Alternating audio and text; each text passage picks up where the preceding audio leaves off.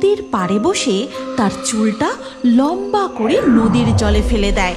তারপর গেছো ডাইনির চুলে বেশ কয়েকটা মাছ এসে আটকায়। রাত গভীর হতেই নিমতলার শ্মশানের পাশে উশ্রী নদীর ঘাটে বসে মেছো পেতনি রোজ রাতে তার লম্বা হাত বাড়িয়ে নদীর জল থেকে মাছ ধরে। এমনই এক রাতে, গেছো ডাইনি, খুব খারাপ হচ্ছে কিন্তু। তুই আমার মাছ ফিরিয়ে দে বলছি।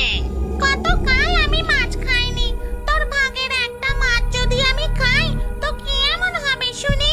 তুই তো মেছো পেতনি, যখন চাইবি তখনই মাছ ধরে খেতে পারবি। না না, হবে না। আমার মাছ আমাকে ফিরিয়ে দে। কত কষ্ট করে মাছটা ধরলাম, আর সেটা নাকি তুই খেয়ে নেবি? আহারে, খুব শখ।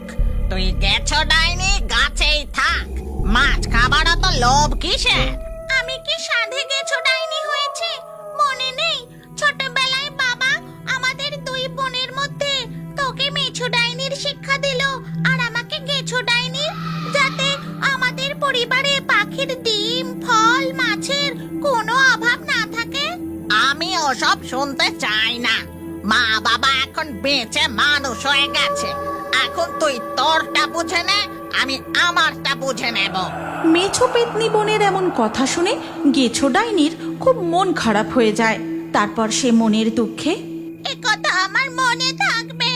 তুই আমার বোন হয়েও একটুও মাছ খেতে দিলি না, আর আজ বাবা মা নেই বলে আমাকে আলাদা করে দিচ্ছিস। আমি এই শ্মশানের বট গাছে আর থাকবো না। এই কথা বলে গেছো ডাইনি শ্মশান চত্বর ছেড়ে কিছুটা দূরে একটা ছাতিম গাছে থাকতে শুরু করে। এই রাস্তা দিয়ে কেউ একজন আসছে বলে মনে হচ্ছে। হ্যাঁ, কেউ একজন সাইকেল নিয়ে এদিকেই আসছে। রাম রাম রাম রাম রাম। এই শ্মশান চত্বরটা পার করতে পারলে বাঁচি। চট্টপুরের হাট থেকে শিমুলতুলি ফেরার জন্য নেহাতি এই পথের দূরত্ব সব থেকে কম। অন্য পথ ধরে বাড়ি ফিরতে অনেক রাত হয়ে যেত। না হলে কি আর এই পথ ধরতাম? রাম রাম রাম রাম রাম রাম রাম।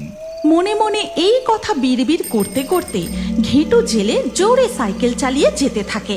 ঠিক সেই সময় গেছো ডাইনির নাকে আসে মাছের আঁশটানি গন্ধ। আহাহাহা, মাছের কি সুন্দর গন্ধ! এই তো মনে হয় জেলে। নিশ্চয়ই এর ব্যাগে মাছ আছে। গেছো ডাইনি গাছ থেকে লাফ দিয়ে নেমে সাইকেলের পিছু করতে থাকে।